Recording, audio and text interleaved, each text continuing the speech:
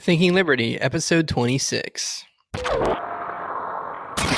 Welcome to Thinking Liberty, the podcast that explores lifestyles of freedom-minded individuals. Join us as we discuss work, hobbies, health, learning, and more while living a travel-orientated lifestyle. Be curious, be open, be inspired, be free. And now, here are your hosts, Zach and Sarah Varnell. Hey everybody, welcome to another episode of Thinking Liberty. We're coming to you from our home outside of Atlanta, Georgia. And as always, I'm Zach. And I'm Sarah. And we have been very busy with the house and gardening. We've been planting a lot of flowers and fruit bushes and things like that. So it's been pretty exciting getting to learn more about gardening. And then recently I was in California, and it looks like we may be spending some more time out there for work, just depending. Sadly, I didn't get to join the first time. Yeah, but if it becomes a longer term thing, Zach will get to go with me. But it was pretty cool. Hung out with one of my coworkers and really got to experience more of like the value of networking and making connections while you travel. We went out there and met up with some people from a bar association that we were going to do a talk for. And we ended up going out to some cool little bar. I forget, it wasn't little, but I forget the name of it, but it was out in Oakland. Didn't it sound like it was more like a car dealership or a mechanic than a bar? Yes. I was like, oh, it's so nice that you guys are going to buy me a car. No, but they treated us to drinks, and the beer was made locally, and they had little weird snacks. Like they had these weird little pizzas that every single one of them, and I'm not kidding, every single one of them had a slightly fried egg on it. And I guess it was just one single one. So I guess you were supposed to like break up the egg and then smush it around all over all the other pizza slices. Yeah. But like there was no like just pepperoni like or anything. So if you're a picky eater, it was not. Yeah. I've definitely seen pizzas where it's like you're supposed to move the egg yolk around onto the whole pizza. But yeah. Yeah. But it would have been nice to have at least one option that's not too crazy. Yeah. It's like how every, Chinese place has chicken teriyaki in case someone's not feeling very adventurous. They should have just had cheese or pepperoni. But yeah, whatever. But it was fun. It was a good night. It was fun hanging out and getting to meet people.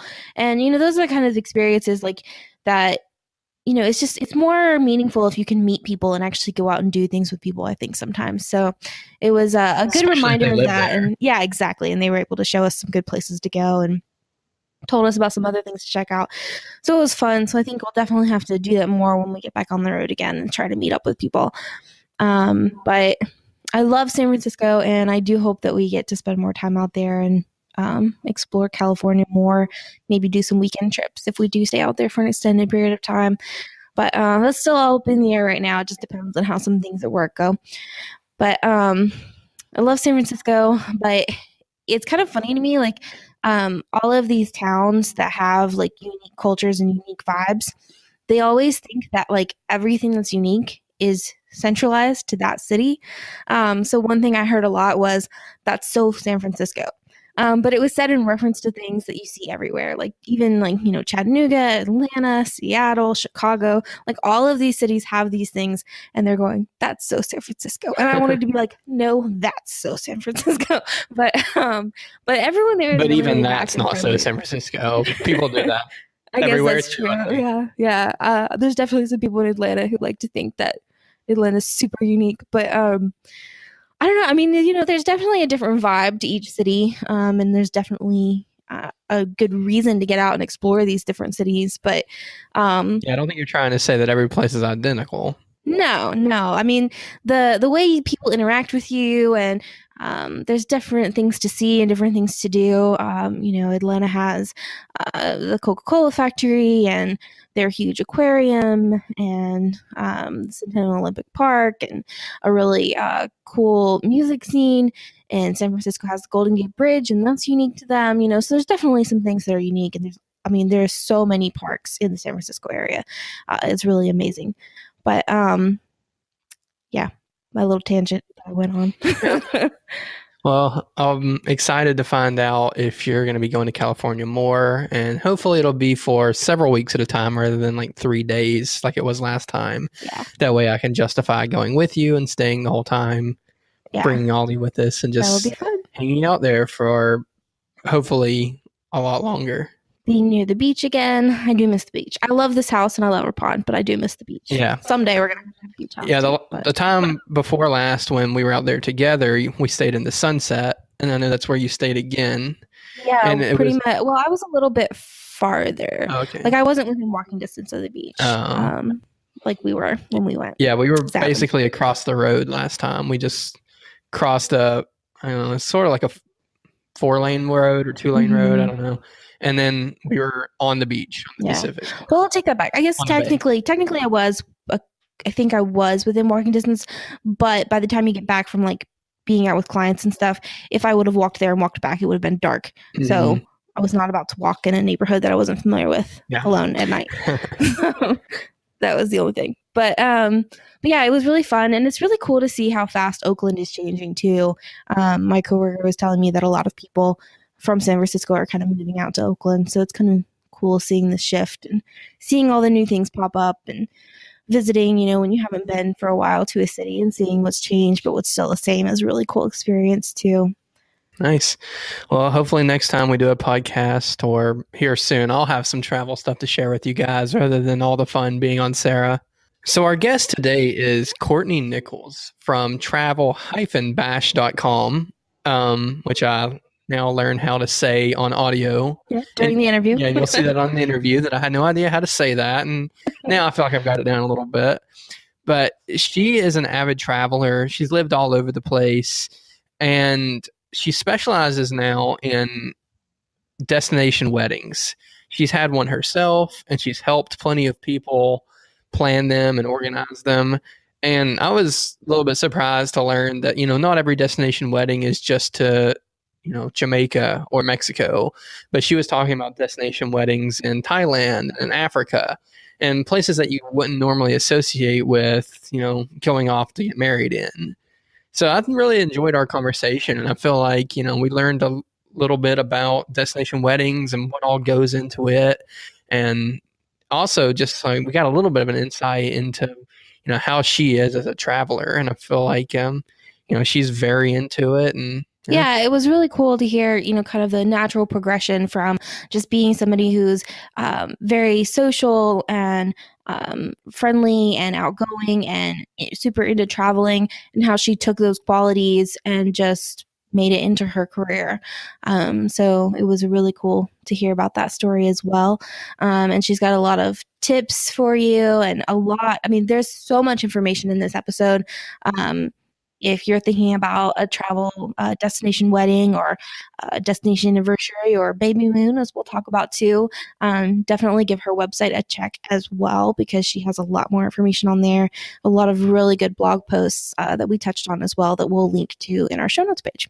Yeah, I think another aspect of it was I really liked, you know, hearing about her entrepreneurship, because she seemed like she had been looking for something to do and then found that she could do what she was already good at. Like she had lived all over the place, she traveled all over the place. She was already the go-to person for her friends to ask about travel tips. She had had a destination wedding, so she, you know, seemed to be an expert in that after having one. And now she's able to help people, and that's her business, is helping people do destination weddings and traveling. So I thought that was just a perfect fit for her. And it's great whenever somebody's able to find their niche and it's, you know, right in front of their nose, because it's what they were already, you know, great at. So let's go ahead and go into the interview with Courtnie. So, hey, Courtnie, welcome to the show. Thanks for joining us. So we introduced you a little bit already, but do you want to go ahead and give us a rundown of, you know, who you are, what you're all about, how you got into travel, and specifically, you know, destination weddings? Did you have one? Things like that? Yeah, so thanks for having me. I'm owner and founder of Travel Bash, and I kind of got into travel planning and destination weddings when I myself was planning my destination wedding. So I am a former destination wedding bride, got married in Riviera Maya, Mexico. But I have a background in kind of fundraising marketing, which when you start out, you kind of do these high level fundraising events. So I knew I didn't want to just do regular events, but also the crazy part is my husband is a college basketball coach. So we've moved 5 times now in the last 9 years. And I also lived overseas. So I was kind of like that go-to person for friends and family. They're like, she lives everywhere. She's gone every weekend. Like, what is she doing today? So then I just kind of took my passion and, love for travel and mixed it kind of with my event experience. And then with the whole destination wedding, I'm like, oh, this clicks, it made sense, especially after planning mine. So that's kind of how I got into it. Yeah, that makes sense. Definitely just go ahead and do what you're probably already good at and they're doing for people for free. So, yeah. So you said you travel a lot and you've kind of been all over the place and moved a lot. What are some of your favorite places that you've either visited or some of your favorite places that you've lived in? So I think my favorite place, like if I could move anywhere tomorrow, it'd be Italy. I don't care where it's Florence, Venice.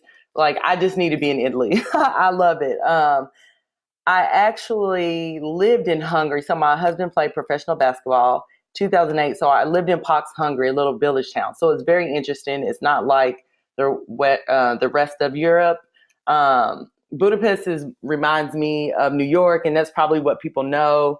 And they hear about the big city. But again, the village town, we're about an hour from there. And there was so much culture and rich history.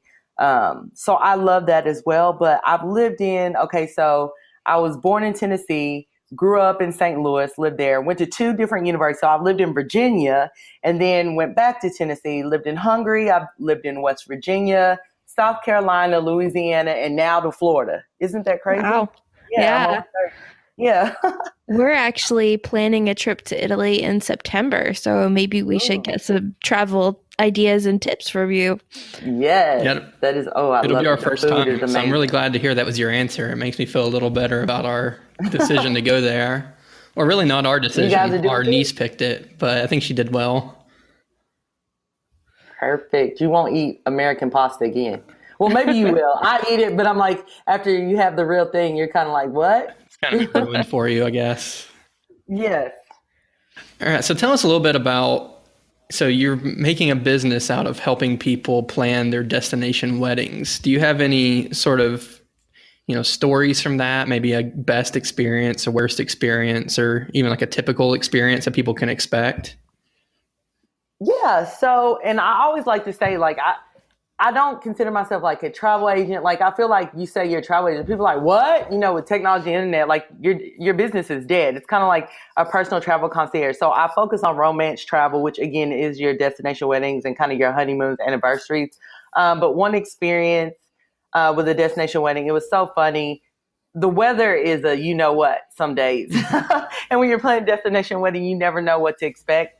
Most of the brides are usually choosing places in the Caribbean or Mexico because you don't want to scare your guests and say, hey, we're getting married in Thailand and grandma's never even been out the country. It's also one of those places where it's easier to get to. So you're not on 12-hour flights changing 3 times. So you can get to Mexico, you can get to Jamaica, you can get to Turks, in a reasonable hour and still feel like you know what's going on. You're not too jet lagged and you're kind of like, okay, they speak English and that type of thing. So most brides are really kind of sticking to kind of Caribbean, Mexico, and then Europe. But going back to the weather, flowers were flying, tablecloth, because the one thing that I also provide, besides just booking and make sure your guests get there, I also will come with you. So my bigger groups, I travel with them and they have on-site planners there that will take care of kind of all your details. So you don't get overwhelmed and feel like, oh my goodness, how am I going to plan all this stuff like a traditional wedding? It's kind of set up to where you tell them everything you need, and they'll say, for this price, you can get X, Y, and Z. So at the destination wedding, the decor, it was just crazy with the weather. I'm like, is it going to be a tsunami? Like, what's going on? And I've heard that if it rains on your wedding day, it's good luck. But I'm like, this is not rain. This is like, what does that mean if it's not raining? It was like a downpour. So that's one kind of, I wouldn't say bad experience because it wasn't really on the planning side, but more of kind of what to expect. You got to be a flexible bride. If you choose a destination wedding, if you're type A control freak, it might not work out. I know my husband would say that I'm a control freak type A, but he has no clue. Like, you got to kind of go with the flow. You got to know that people are on Caribbean time. There is such a thing as Caribbean time. Like, nobody is going to respond to you right away like we do in America. You have your phone, and then next thing you know, you get an email, and then you respond right back. So you have to be able to be flexible, make adjustments. And that's kind of how you roll. So, like, the experience with planning destination weddings, you have to know that going in, that for one, you don't know what the weather will be. So you just kind of roll with it. You can't be uptight. You have to be flexible because things happen, because you got to think I'm in travel. So your flight could be delayed. You could lose a bag.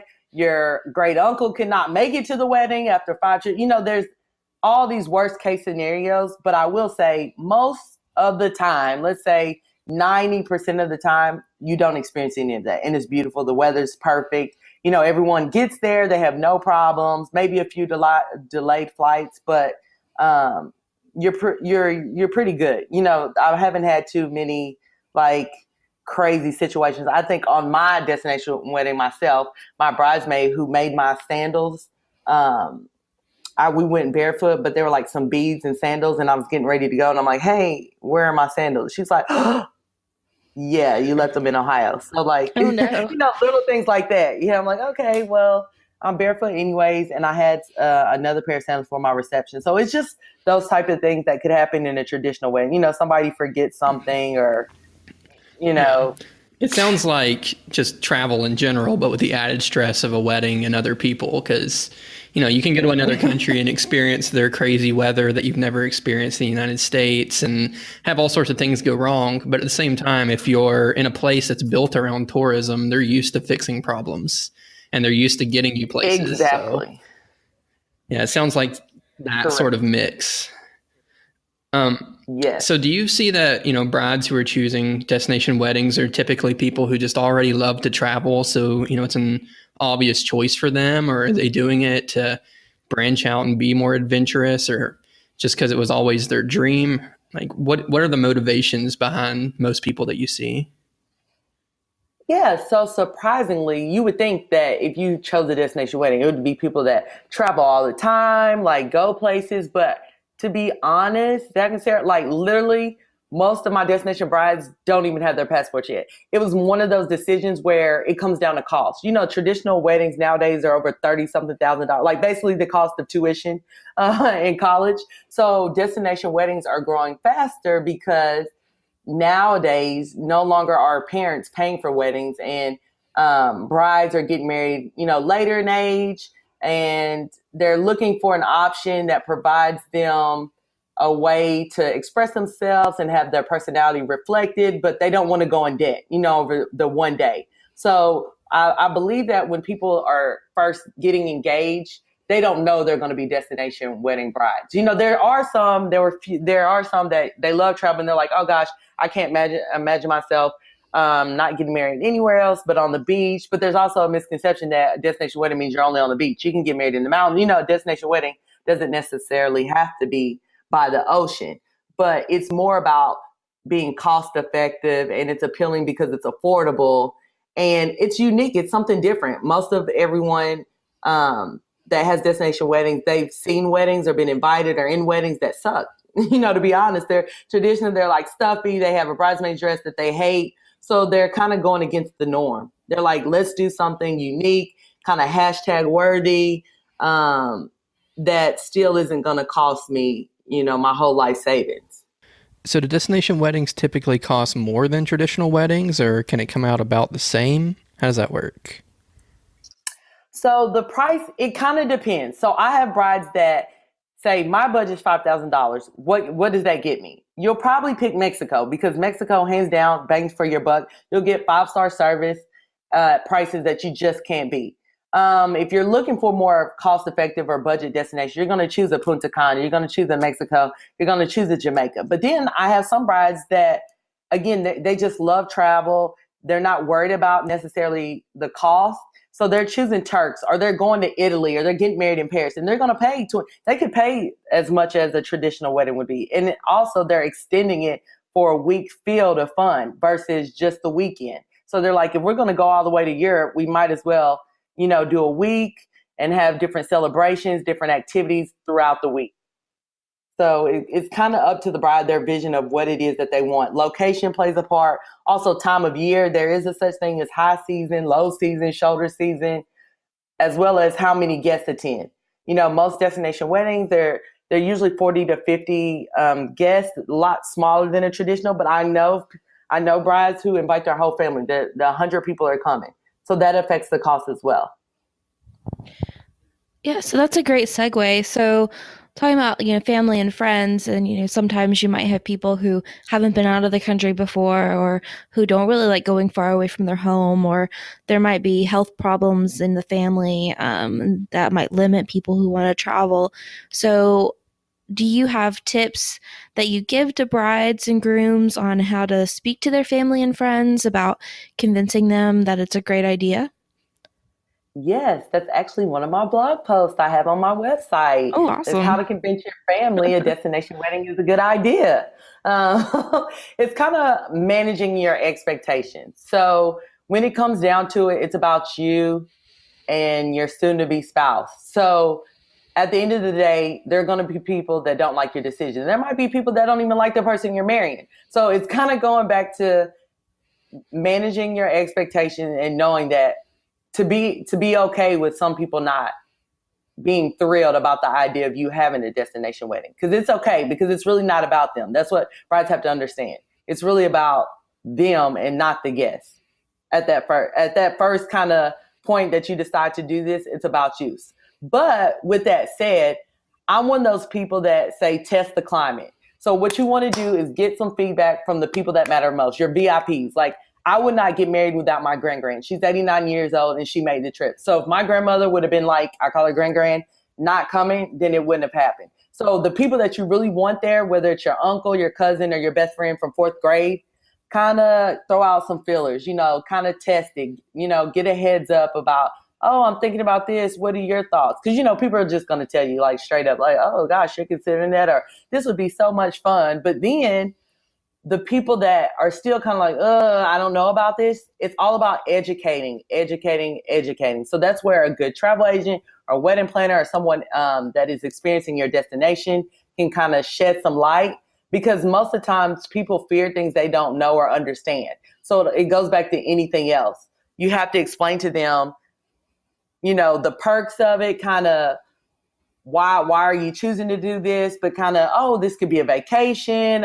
It's actually, because really the knot for this 2017 year, it's actually cheaper to attend a destination wedding than it is a traditional wedding. They've done it. It's like $673 to $703, because you got to think, if you do an at-home wedding, there's still people that have to travel, right?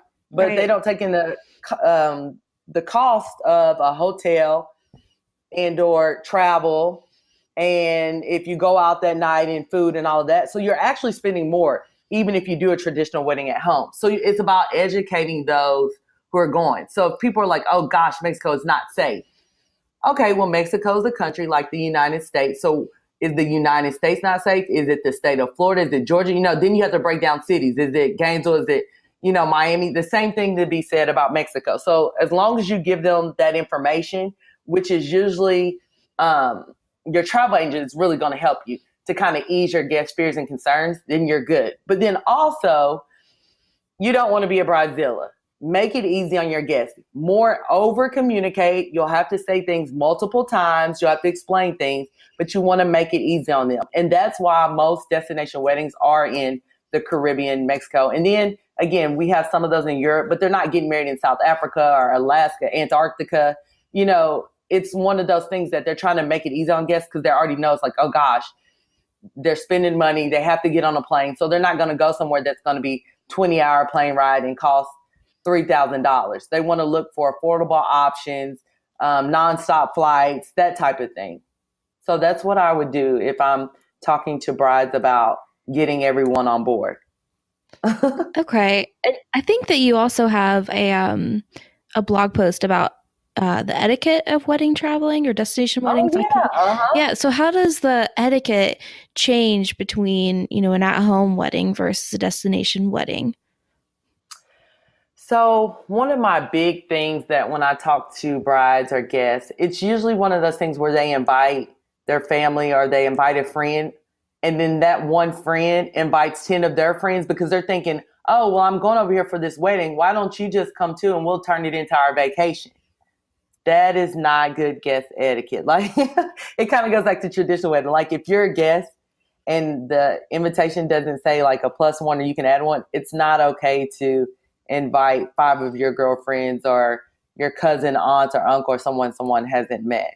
Because at the end of the day, it's still a wedding. So the kind of formal etiquette that you would normally have that really probably doesn't apply to destination wedding, when it comes to that, it does, if that makes sense. Like also I will say, if you have a travel agent that is working with the bride and they've held a block of rooms or they're in a group, even if you can get it for, lower, or you have a friend that is your own travel agent you want to use, just book within the group. Don't make it harder, because what you don't know is the bride and groom, they get special perks and privileges when everyone books with the group. That kind of keeps their costs down, as well as they get private check-ins and, again, different benefits. So when you go outside the group and say, oh, I've just saw something on Book It for $100 less, now you're not included in the group. The head count, sometimes they end up having to pay more for you. And at the end of the day, when you get $100 less on Book It, when your flight is delayed or you get stuck somewhere, now you can't call the bride's, agent and say, hey, can you help me with this? Because you didn't book inside the group. So there's no liability. It's kind of like a safe thing, if that makes sense. Those are 2 big ones that I get most of the time. So are there also changes in what the bride and groom are expected to pay for, or is it kind of similar standard? Yeah, it's kind of, so I'm not sure if it's a misconception, but most brides and grooms only are going to pay for themselves and or VIPs. Like maybe some brides will say, I want to pay for my mom, or I want to pay for my grandma, or my best friend since first grade, she's out of work, or, we really want her to be there, so we're going to pay. But most of the time, brides, especially if they do an all-inclusive package, it's kind of like you're on your own, unless it's traditional kind of wedding ceremonies and or reception. And when I say like different events, so at a traditional wedding, at the reception, of course, the food is provided, or if they do a cocktail or rehearsal dinner. Well, the same is the same. I will say that is the same for a destination wedding. So if the bride and groom have different activities for the group, that is something they pay for. So if they want to have a rehearsal dinner or a welcome party when they get there, cocktail hour, ceremony, if it has to do with any of kind of the bridal activities, then they're going to be expected to pay for it. But everything else, like your flight or you getting there, that's kind of on your own. Which I think at a traditional wedding, they're not paying for your hotel or your flight to their wedding either. Right. Yeah, that makes sense. Yeah. So do people typically go with a full service wedding planner when they're doing, out of the country weddings? Or do they still, like to have choice and be able to choose, music, choose venue, choose a cake, or, whatever? Or is it basically all done for them?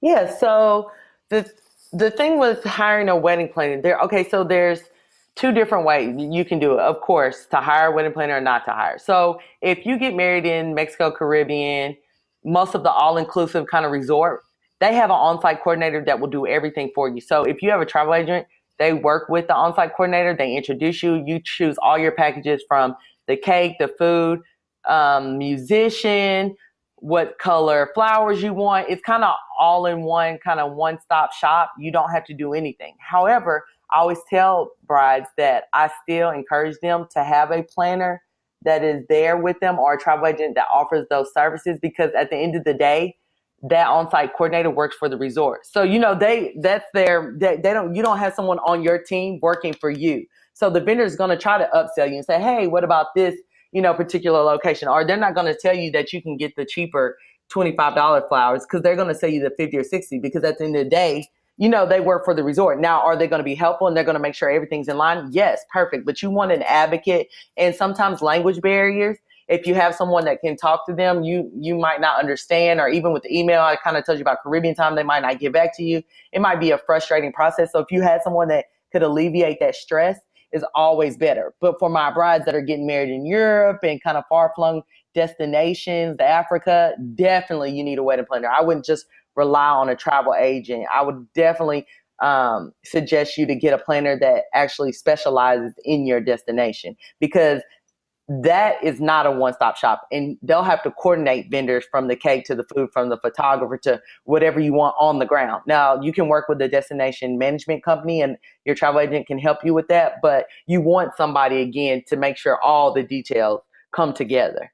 So if you're doing more of a Caribbean kind of all-inclusive, um, package, you don't really need a wedding coordinator, because they'll do everything for you and they'll go over it. You can go down and do a site visit. They call it bridal dress rehearsal, and you actually get a credit towards your wedding if you come down before. So you usually get $500 off your food and beverage. So it's usually kind of a good deal. We actually went ahead before we got married to go down there and scope out the scene. You get to do cake tastings, check everything out.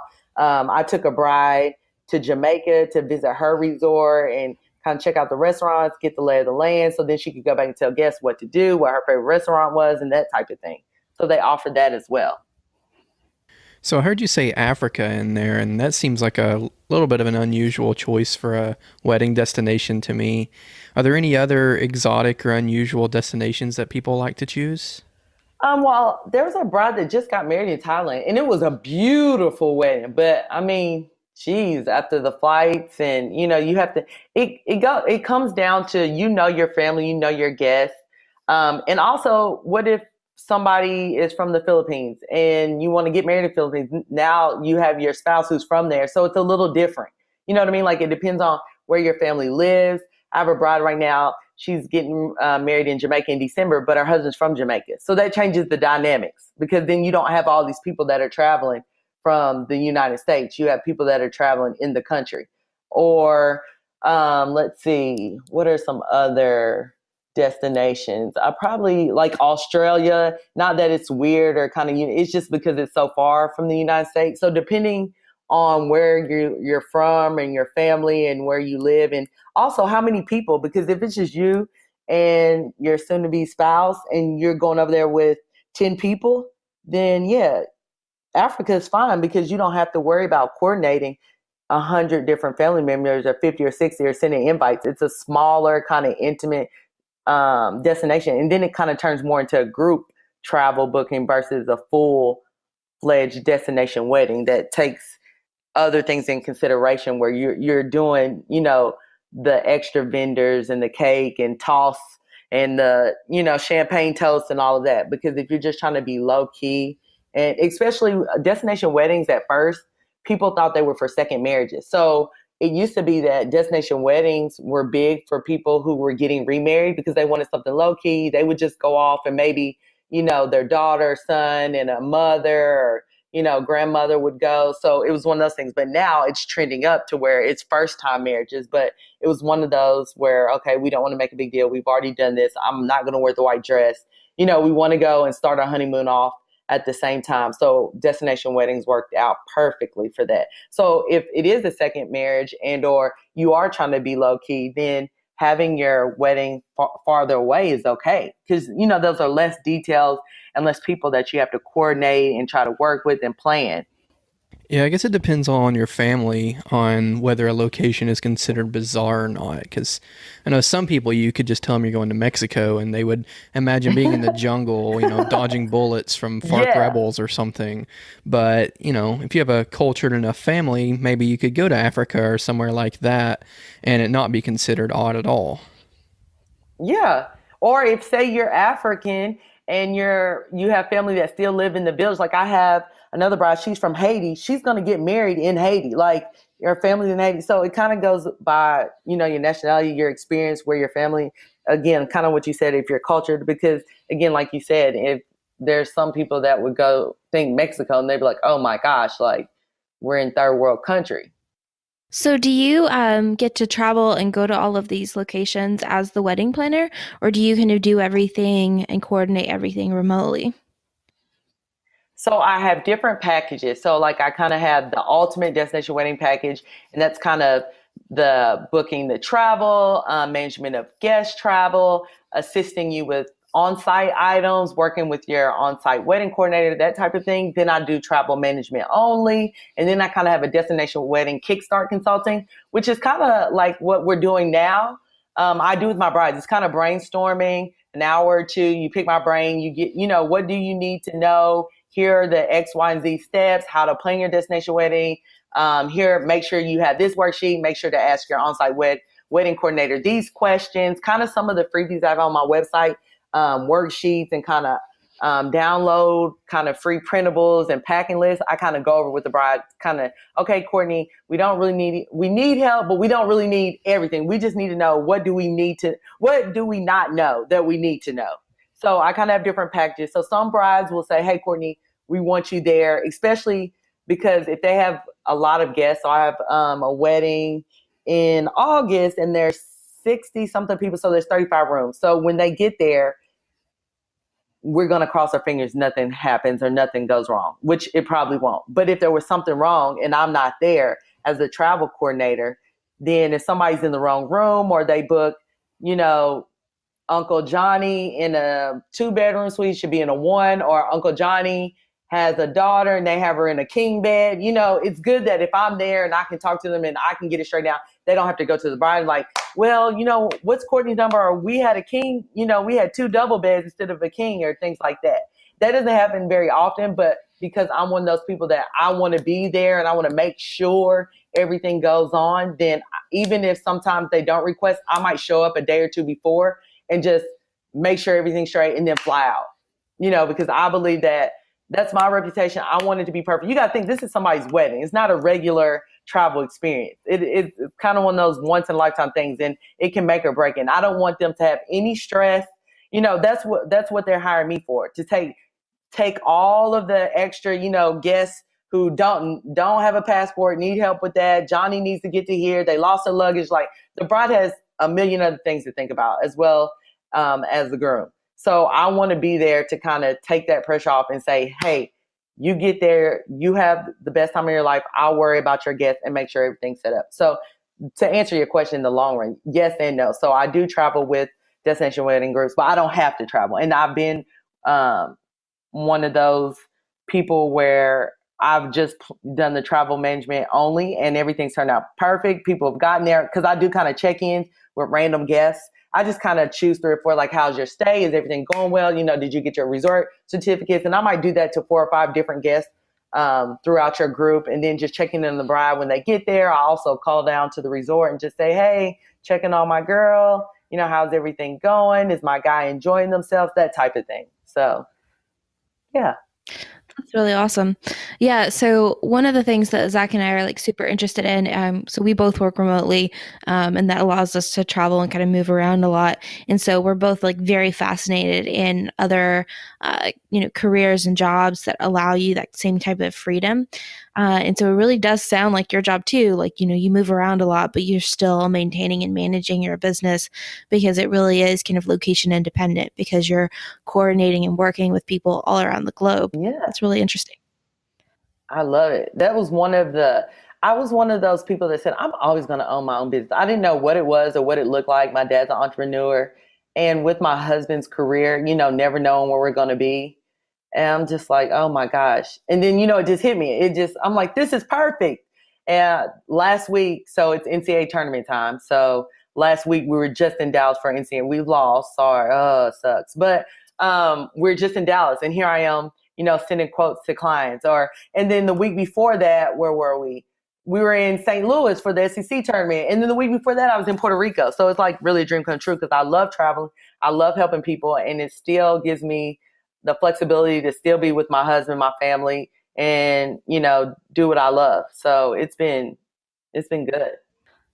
Yeah, I mean, it's amazing, because you get to actually, take off and pick up and go with your husband and be there to support him through the losses and celebrate with him through the wins, and, still maintain and run your own business while not making any career sacrifices of your own, because he has to move all the time. And I think that's really amazing. And it's kind of just an empowering story to hear about Thanks. that too. Took me a minute to come to it. I just was like, I've got to do something, what is it? I knew I was like destined for something else. So going back for a minute to the travel and the destination weddings, do you think there are mistakes that people commonly make if they try to do this on their own versus using somebody like yourself? Yeah. And that's funny. You just asked me that because I was just writing something about using a honeymoon. It's more of honeymoon planner, but it applies to destination weddings as well. Um, and I would think the value that I bring or any other agent and or planner would bring is nowadays it's about relationships, and there are certain perks and benefits that you get from working with an agent that you wouldn't be able to get by yourself. Sometimes, I'll be honest, sometimes you might find a price online that's going to be better than my price. However, what I can do when you get there and you show up and there's a personal touch that you've told me about when we've talked, you wouldn't get that from online. There's still something about that communication and interaction with people. It's kind of like when I was in Puerto Rico. I met with 3 or 4 different people that own bed and breakfasts. And now I can say, hey, Molly, I have this. She might say we're booked, but now I can call Molly and say, I have this girl that wants to come. You have this. She's going to make room for you. It's one of those things where you're building relationships with different travel suppliers and partners. So those special perks, or if you can't get this flight, or if you can't get this room, or this person has some special experience in this destination and you want to make it even, more VIP, or you want them to be treated like royalty, that's something I can do. That's something agents can do. They can upgrade or up-level your experience. But also, people don't understand that when they're booking things online, that they're still paying fees. So that when you add up stuff, you see it, but you don't really know what that fee is. It's like service. They put a bunch of different things in there. But when a trip goes wrong, you miss a flight, your resort closes, or you book this thing and now you get there, nobody's there to pick you up. Who are you going to call? 1-800 numbers. And just say, for instance, we just had a crazy hurricane season.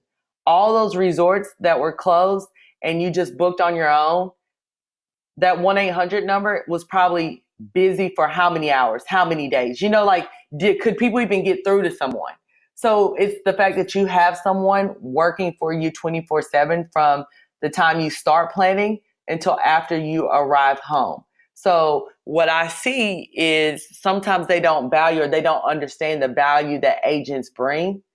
But getting off agent spiel and, kind of putting my 2 cents, more of just mistakes travelers make in general, destination weddings, whether honeymoons, romance travel, or just going on a vacation 2 hours away. They overpack. They're bringing everything for their special occasion and half the stuff they don't wear. So that's one thing I would say, kind of away from mistakes travelers make when they don't book with an agent. I would say that value piece, but then also the overpacking. I mean, that's one of those things that even if you use an agent, you probably could still overpack. So you'd be like, what are you talking about, Courtnie? But it's one of those things that is so common that people forget about. I also say when they book their flights on their own, sometimes they do too short of a layovers. Like, so if you're in Europe, a layover in London, like if you have 30 minutes, that's probably not good enough. You're not booking enough time between flights. But some people don't know that because if you've never been there or you're not familiar with the airport, you wouldn't know that. But if you had someone that was knowledgeable in that area, then they could assist you with that. The buying insurance. People don't like buying travel insurance. I don't like buying travel insurance. But it's a biggie because especially now I live in Florida with hurricane season. Like if I spend for my destination wedding $5,000, $10,000, even my honeymoon, if I spend $2,000 or $3,000, to me now that's an investment. That's not like a little trip to DC. Like you're spending the average bride and groom for their honeymoon spends $5,000. So you can't tell me that for $29 or $30, it's not worth it to protect it. You know what I mean? Like, because if anything can happen, and insurance covers your medical expenses, baggage loss, flight delays, and nowadays with all-in-one flight coverage, if you get that all-in-one flight and or land, the resort, say if you see a cheaper price online, they'll refund you the price of that with that insurance plan. People, it's more of those things that people are like, oh, I'm going, I don't need it. But I don't think they know all of the benefits in certain plans. So it's one of those things you have to ask or you have to read the fine print, and nobody's really reading that. I also say being a tourist. And that's funny because a lot of agents will take you to touristy places. And I'm one of those that like, oh my gosh, I can't see the Eiffel Tower again. Like, yes, if you've never been to Paris, you need to see the Eiffel Tower. But I'm meaning more of staying in the hotel or the resort the whole trip.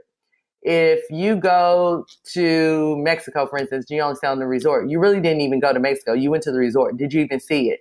So being a tourist is not kind of hashtag smart traveler type of thing. If you want a true, authentic experience, you have to live like the locals. You have to, ask your bellman where he eats or get off the resort, ask your driver where they go. And you know what? It'll save you tons of money because you won't be eating that overpriced, expensive, touristy food. You'll be getting real food and it'll be cheaper.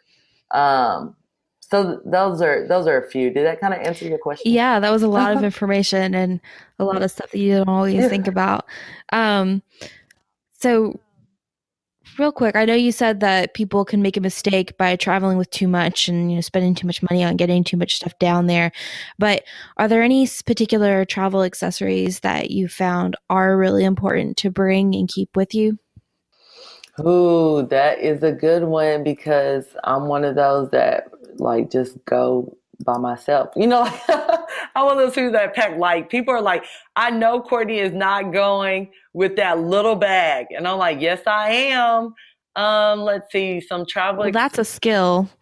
I'm like, yeah, I'm not taking a bunch of stuff. Like, you should see this bag that I took for like a week trip. People are like, are you kidding me, Courtnie? Well, I would say some accessories. Yeah.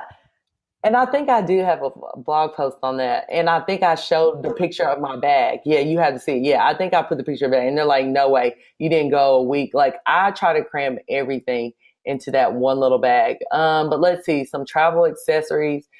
I mean, I don't go anywhere without like my iPad or phone. I know technology is kind of like, how are you going on vacation or how are you going somewhere and you have all of this. But my camera, which nowadays I feel like you don't really need to take your camera because now these phones are like mini cameras or even better and your sticks. But like, I'm always taking earbuds or headphones, that type of stuff. But I use reusable plastic bags. So it's not like really travel accessory, just stuff that like plastic bags, because then you can put your makeup in it or like a wet bathing suit. But now I'm like obsessed with this. It's called Wonder Wet Bags for your bathing suit. They're so cute. And so now I use that. Probably just like sunglasses, charger pad. There's not really travel accessories that I like are a must of what I need to bring. I usually go with my Cowpack backpack. I love that. I do usually take what is that, emergency or like airborne. I always take those with my packs because when I travel and I'm on the plane, I just feel like it's really germy and I could get sick. So and I'm always traveling. So I'm like, let me put this emergency in my bag, or like non-active hydration tablets. They're kind of like Gatorade without sugar, electrolytes, that type of thing, but not really big on the travel accessories. I mean, phone, iPad, sunglasses, good pair of sneakers, earbuds. I'm ready to go. Yeah, just keep it to the basics. That's yeah. So you mentioned a little bit about traveling destinations for other type of events. So what type of trends are you seeing for like anniversaries, destination planning, or I think we read about baby moons, and what are those? Baby moons, yes. Yeah. Those are, okay, so these life events that people are traveling for these days are crazy. So baby moons are huge, or mini moons, like before the baby's born, where you and your loved one, it's kind of like a couple's little getaway. And they have like Zika free ones now. Like they're having crazy posts. That's a trendy. Baby moons are huge. Zika free places for you and your spouse to hang out, kind of. So did you say baby moons are after the baby is here? No, before the baby moon. Oh, okay. I mean, before the baby's born. All right. Yeah, that's kind of like your last hoorah before the baby comes, because when the baby comes, you're not doing any vacation right away. Apparently, when I was a newborn, my parents took me to Acapulco, Mexico. Hey. But I guess they were braver than most. They must be. It's kind of one of those kind of, because you're not supposed to fly after 36 weeks, I think. I doubt they knew that back then. Yeah, I think that. Yeah, they're like, whatever, we'll take them. because there's like travel restrictions. But now these resorts, it's crazy. They're offering like baby boom packages, special mommy spa massage, like all this stuff. But I always tell people from the window, 18 to 24 weeks is supposed to be the sweet spot for you to go on this little trip, romantic trip. And most of the time it's not too far because of course, people are having babies before their time is up. But still, it's kind of that relaxation, rekindling, that type of thing. But also another one that's a big one is divorce parties. I know that's crazy, but it's called goodness. Untying the Knot. So yeah, like the Breathless Resort has this Untying the Knot party, and like they really get wild. They get kind of after it. So there's divorce parties or Untying the Knot, baby moons, still huge are family reunions, big birthday celebrations, kind of milestones. So that 30th, that 40th, that 21st, that type of thing. So that's what people are traveling for, more groups. But I will say solo travel is on the uprise. Like more people are just saying, hey, I don't care if you can't go, I'm going. And I'm going to travel the world. So solo travel is becoming huge. Yeah, I feel like people who try solo travel too often become advocates for it afterwards. Like, yeah, we've talked to a lot of people here on the show who are just so into it that they say even if you're in a relationship or you have a travel buddy, they still recommend it. But yeah, I don't know. I'm pretty dependent on Sarah, so I'm not sure if I could do that. I do a lot of solo travel just because my husband's schedule. So I do a lot of travel with him as well, but for work. So when I'm traveling, it's like I need to go check out this hotel, this Airbnb or this resort. So I do a lot. My husband, it's so funny because just last week, he put me on a travel ban because I went to Mexico Martin Luther King weekend and I got sick like really bad and like didn't even make it through all my site visits. And I haven't really had an experience like that. And I travel a lot by myself all the time. So then I was telling him I'm getting ready to go to Puerto Rico again. And he was like, no, Courtnie, you're on a travel ban. No more traveling by yourself. You need to have somebody go with you. I'm like, oh my gosh, are you kidding me, dude? I'm like, this is for work. But he's like, yeah, I'm putting you on a travel ban. He's like, no more solo travel. He's like, because the last couple of times you've been traveling in January, February, you've gotten sick or you've come back and you haven't been feeling well. So who knows? I enjoy it because I feel like I can do more because my husband kind of slows me down. I'm not going to lie. Yeah, as far as getting sick, I've been tempted to just start wearing those surgeon masks on planes like you see some people do. And, when we were in Japan, it felt like about 50% of people were wearing those even just out in public, and it wasn't odd there at all. So I just need to get over any awkwardness and just do that here too and save myself getting sick. See, that's why I told him. I said most of the times you're getting sick from being in the airport or on the plane. Like that's what it is, and touching stuff. So so you're talking about a travel accessory. I always have hand sanitizer in my little bag. All right, so that's a lot of information, a lot of good stuff to take in there. So other than your site, Travel Bash, it's travel-bash.com. Is that how you say it whenever you're giving it out, just speaking it? Yeah. Oh, okay, good. I always say, sometimes I don't say dash. I say hyphen because dash bash is so funky. Yeah. So I'm just like, hey, put the line in the middle of travel and bash. Yeah, I was saying dash, but I knew there was some better way to say it. So travel-bash.com sounds a lot better. Yes. So travel-bash.com. Is there any other resources that you have to give out that you recommend to people? Yeah. So kind of going back to some more travel hacks, and if people are looking for different apps, my guys that I like, even though I'm not like an extreme points or like hacker, that type of thing, but like Clint Johnson, the trip hacker, he's really good. Or like Nomadic Matt, like I follow these people and like some of their tips I use, but again, I'm not like a digital nomad or like, I don't have the time to research and like do all these little things, especially because I'm in the business of, booking trips and all that. So I'm like, hey, don't do it this way. Come to me. I'm not going to lie. But they have some cute, and I shouldn't say cute because it's practical as well, as far as like packing, like rolling your clothes or putting dry sheets in your suitcase. I'm always talking about looking online because I'm global entry TSA pre-check. I have some blogs on that, but I think that's important. But being resourceful, they have good tips for traveling and different apps, or like people are using WhatsApp now for messaging. Like a lot of my travel suppliers, when I'm in the United States and I'm like, hey, I've got a group coming here, I'm using WhatsApp, Skyscanner, Kayak. So all the kind of apps for travel. Kayak, if you're looking for flights, I always tell people enable private browsing because they are smarter than you and they know when 5 different people are trying to go to, London on June 4th, then they're going to raise the price because 5 different people went to their website. So enable private browsing or use the third party like Skyscanner or Kayak. Also Hopper. I use that religiously even for myself to analyze different flights and the best time to buy them. Lounge Buddy,